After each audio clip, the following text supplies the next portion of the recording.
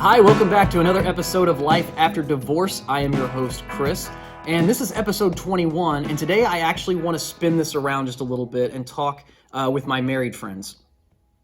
Why? Because this is actually about life after divorce, and yet I want to talk to my married friends. Yes, very true. Here's what I want to share. It's about our kids. And what I have learned since getting divorced is that obviously I now don't have my kids 100% of the week. I split time with their mom, and so I get them 50% of the week. She has them the other 50% of the week, and then we rotate weekends. So whether you have them 50% of the time, 20% of the time, every other weekend, whatever the situation is that you have learned or you are learning to value the time with your kids more than you probably did before. That's what I learned. I wasn't a bad dad. It was just I wasn't always in the moment with my kids. You're not always going to be in the moment with your kids when they're living with you 365 days out of the year. It's just not going to happen. You're going to take things for granted. Things are going to fall through the cracks. They're going to get to see, obviously, all sides of you, good and bad. You're torn between getting your chores done around the house, the house projects, getting them to their events, et cetera, et cetera, et cetera. They're not always getting the best of you. They're not getting you in the moment.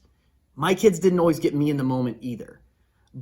But now that I don't get them all the time, and I don't see them 365 days out of the year, I have learned that whenever I don't have my kids, that's when I work on the house projects, laundry, dishes, getting the yard mowed, whatever the case may be. All the me stuff that I got to take care of, grocery shopping, whatever.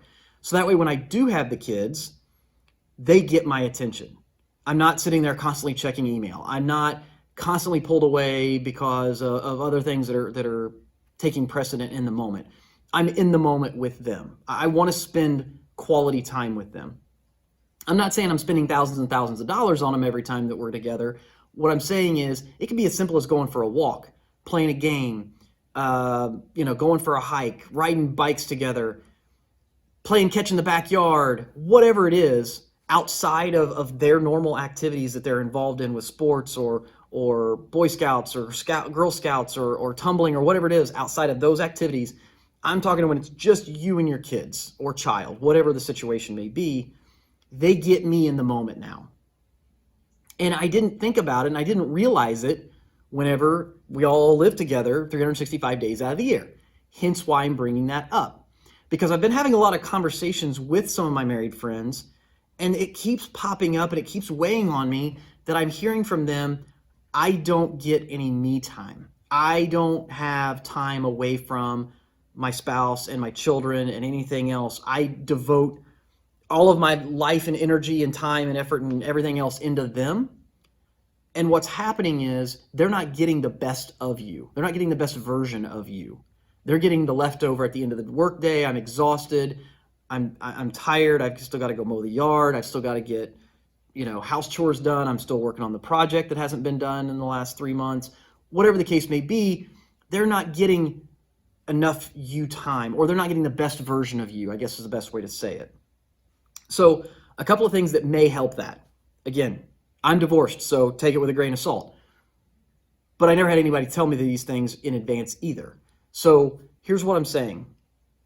If you get the opportunity to spend 30 minutes with your kids in the moment, no cell phone, no computer, no TV, no extra noise, whatever the case may be, twice a week. Gosh, that's not that difficult. That's a whole hour each week. Correct. And then 1 hour on the weekends.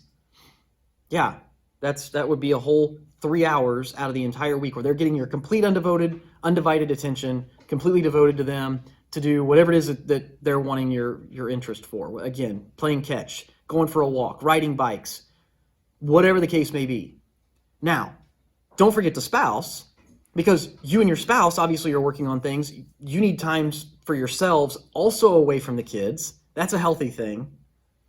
So whether it's a weekend at the grandparents' house for the kids, it's a weekend getaway for them, or it's an overnight at your brother's house or your sister's house or whatever the situation may be.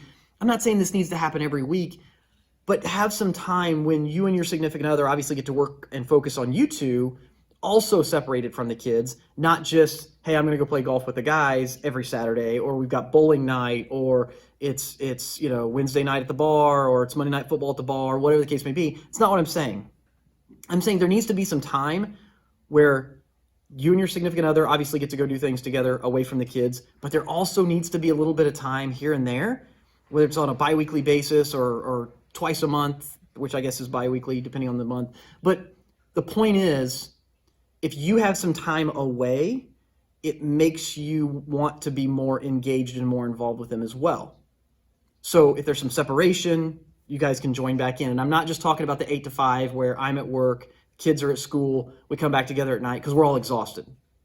I'm talking some separated time. Again, guys, go play golf, go have lunch with the buddies on a Saturday, girls go to the nail salon, or go on a shopping excursion, whatever, with the girls. Do whatever it is that you do. And I'm not saying it all has to happen at a bar. I'm just saying have some time away from the kids and then some dedicated time with the kids and have some one-on-one time as well, because we've all heard it. It's going to go past faster than we can blink. We're all going to look back and go, man, I wish I could have had a little bit more time with them. I didn't have that wake-up call until I got divorced. So maybe this is the wake-up call that you were looking for. I don't know.